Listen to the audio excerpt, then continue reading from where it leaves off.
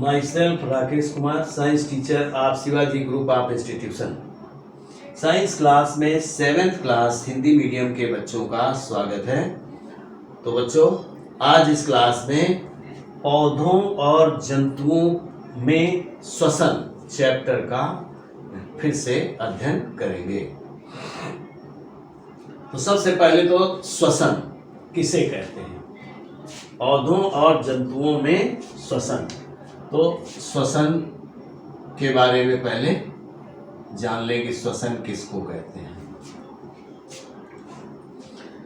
श्वसन कोशिकाओं में कार्बनिक भोज्य पदार्थ के जैव रासायनिक ऑक्सीकरण को हम श्वसन कहते हैं।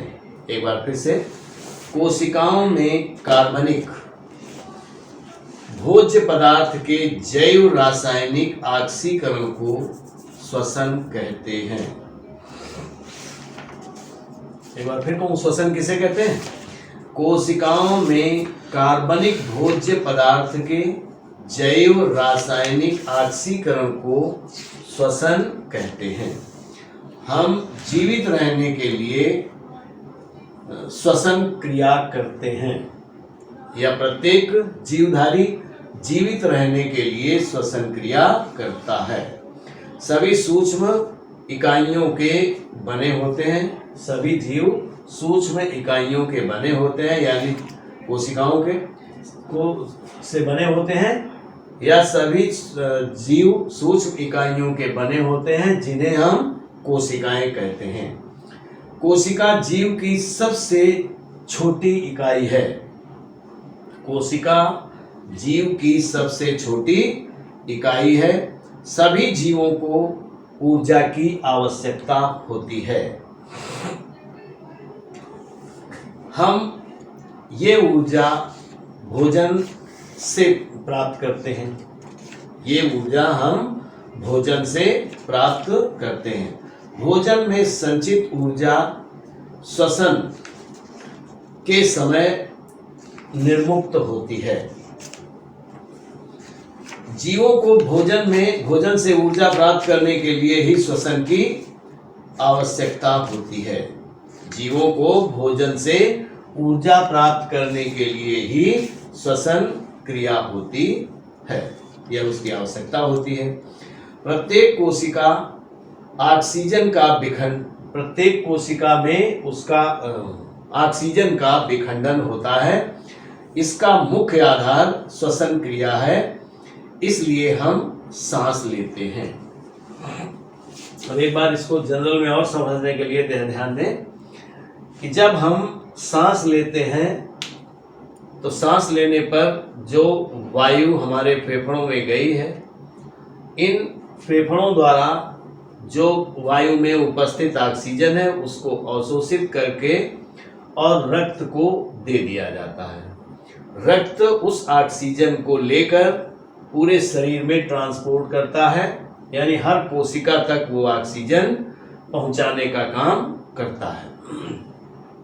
और कोशिका में जब ऑक्सीजन पहुंचती है तो कोशिका के एक पार्ट में, जिसको माइटोकॉन्ड्रिया कहते हैं, जो संचित ग्लूकोज है उससे वो रिएक्शन करके ऊर्जा और कार्बन डाइऑक्साइड में परिवर्तित कर देती है।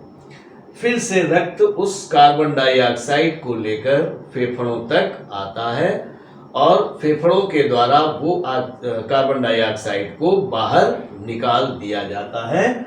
तो श्वसन का पूरा प्रोसेस इस प्रकार से है। अब आता है श्वसन के प्रकार। श्वसन समझ गए होंगे। अब श्वसन के प्रकार। श्वसन के प्रकार। श्वसन 2 प्रकार का होता है। नंबर 1, वायवीय श्वसन। वायवीय श्वसन। अब पहले वायवीय श्वसन। अच्छा, नंबर 2, अवायवीय श्वसन। श्वसन के प्रकार। श्वसन 2 प्रकार का होता है। एक वायवीय श्वसन और दूसरा अवायवीय श्वसन। तो श्वसन के प्रकार श्वसन निम्नलिखित दो प्रकार का होता है। नंबर 1 वायवीय श्वसन और नंबर 2 अवायवीय श्वसन। अब वायवीय श्वसन किसको कहते हैं? तो वायवीय श्वसन कोशिका के अंदर भोजन ऑक्सीजन का प्रयोग करके कार्बन डाइऑक्साइड और ऊर्जा तथा जल आदि में विखंडित हो जाता है, ये वायवीय श्वसन कहलाता है। एक बार फिर से, कोशिका के अंदर संचित ग्लूकोज, अभी इसके पहले बताया कि माइटोकॉन्ड्रिया में जो ग्लूकोज संचित होता है उसी की बात कर रहा हूं। कोशिका के अंदर भोजन ग्लूकोज, चाहे भोजन कहें या उसको ग्लूकोज कह दें, ऑक्सीजन का प्रयोग करके कार्बन डाइऑक्साइड प्लस ऊर्जा आदि में विखंडित हो जाता है, इसको हम वायवीय श्वसन कहते हैं। यानी जिस भोजन को विखंडित ऊर्जा और कार्बन डाइऑक्साइड में विखंडित करने के लिए ऑक्सीजन की जरूरत होती है, उसे हम वायवीय श्वसन कहते हैं। इसको देखने के लिए अगर इसका प्रयोग करना हो तो प्रयोग करने के लिए हम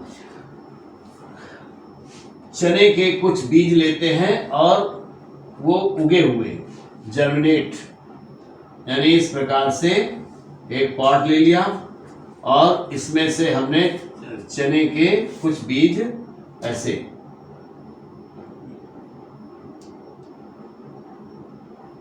इस प्रकार से, ये जर्मिनेट हैं यानी उगे हुए बीज हैं, ये ऐसे इस प्रकार से चने के कुछ उगे हुए बीजों को ले लिया और नीचे की तरफ एक बीकर ले लिया और बीकर में इस प्रकार से इस नली का संपर्क बीकर से कर दिया और इसको पानी से भर दिया। पानी से इसलिए भर दिया और इस नली का जो नीचे वाला सिरा है ये पानी से इसलिए डूबा हुआ है कि इससे जो भी गैस आएगी वो, अगर पानी में ये डूबा नहीं है तो वो अपने आप बाहर निकलती चली जाएगी। और एक ले लेते हैं स्टैंड, इसको इंस्ट्रूमेंट को पूरा फिट करने के लिए एक स्टैंड ले लेते हैं और इस स्टैंड से हम इस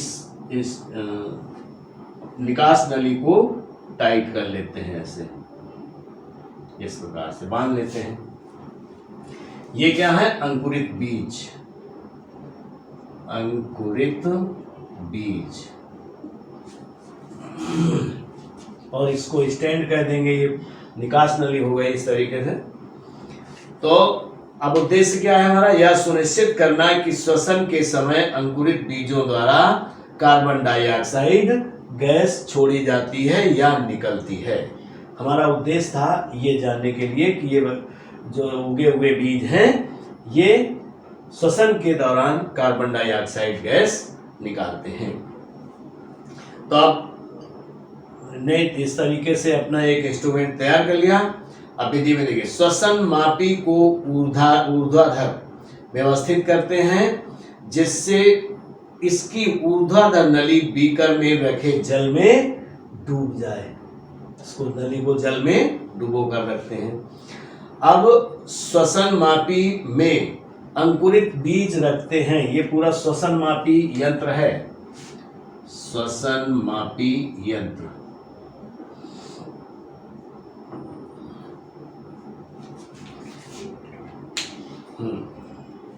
चारों ओर से इसे वायुरोधी कर लेते हैं, यानी इसमें वायु कहीं से प्रवेश नहीं होनी चाहिए। अगला नंबर, पोटेशियम परमैंगनेट या पोटेशियम हाइड्रोक्साइड छड़ का एक छोटा टुकड़ा श्वसन मापी में रखते हैं तथा इसे गिरने से रोकने के लिए रुई भी लगा देते हैं। यहाँ पर इस जगह ऐसे लगा देंगे और रुई से इसको अंदर कर देंगे इस तरीके से। श्वसन मापी को बिना हिलाए 24 घंटे के लिए हम छोड़ देते हैं। अब सावधानी क्या रहनी चाहिए? पोटेशियम हाइड्रोक्साइड की छड़ को श्वसन मापी में रखने के लिए छोटी चिमटी का प्रयोग करते हैं। परीक्षण: श्वसन मापी में जल का स्तर इसके आयतन से लगभग 1/5 भाग बढ़ जाता है, ऊपर की ओर उठ जाता है। अब निष्कर्ष में क्या आया? श्वसन मापी में जल का स्तर अंकुरित बीज द्वारा निष्कासित गैस के अवशोषण के कारण बढ़ता है। जल स्तर जो इसका बढ़ा हुआ है, इनसे निकली हुई जो भी गैस है, वैसे तो कार्बन डाइऑक्साइड निकलेगी, लेकिन जो भी गैस है उसके कारण इस जल का जल स्तर ऊपर की ओर उठ जाता है। क्योंकि पोटेशियम हाइड्रोक्साइड कार्बन डाइऑक्साइड को अवशोषित करता है, अतः ये निष्कर्ष निकाला जा सकता है कि अंकुरित बीज श्वसन के समय कार्बन डाइऑक्साइड गैस मुक्त करते हैं या छोड़ते हैं। तो ये हो गया आपका वायवीय श्वसन। अब नंबर 2, अवायवीय श्वसन। अवायवीय श्वसन किसको कहते हैं? अवायवीय श्वसन का अर्थ है वायु रहित। इसको हम वायु रहित